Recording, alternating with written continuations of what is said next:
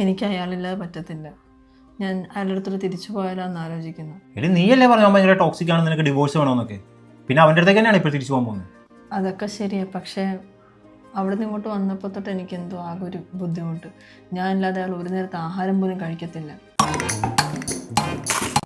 എനിക്ക് മനസ്സിലായിട്ട് നിൻ്റെ വിഷമം. നീ വിഷമിക്കണ്ട, ഞാൻ അളിയനെ വിളിച്ച് സംസാരിക്കും. ചിക്കൻ നല്ല മുട്ട ഇതേ. ഓ അളിയൻ തന്നെയാ.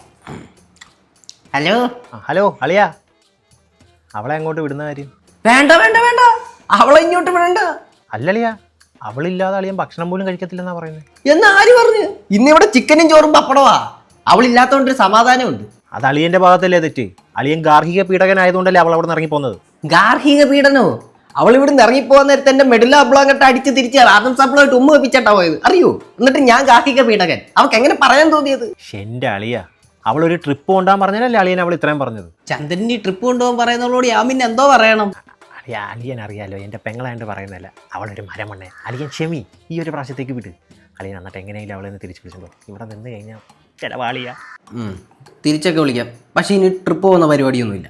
വേണ്ട, ഇടക്കിടക്ക് ഒരു പ്രോഗ്രാംസ് കൊണ്ടുവല്ലോ. ഇത് ഈ വരുന്ന ഫെബ്രുവരി 28 ട്രിവാൻഡ്രം കാനവക്കുന്ന് നിശാഗന്ധി ഓഡിറ്റോറിയത്തിൽ ഹരിശങ്കരുടെ ഒരു മ്യൂസിക്കൽ പ്രോഗ്രാം നടക്കുന്നുണ്ട്. അവിടെ കൊണ്ടുപോകല്ലോ. ഈ പ്രോഗ്രാം ഉദ്ഘാടനം ചെയ്യുന്ന ആരാ? നമ്മുടെ മുഖ്യമന്ത്രി.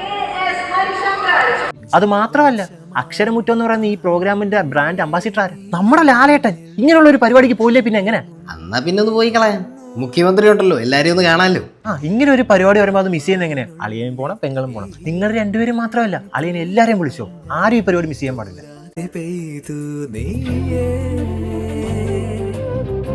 പൂവാടി തേടി പറന്നു നടന്ന ശലഭമായി നിൻ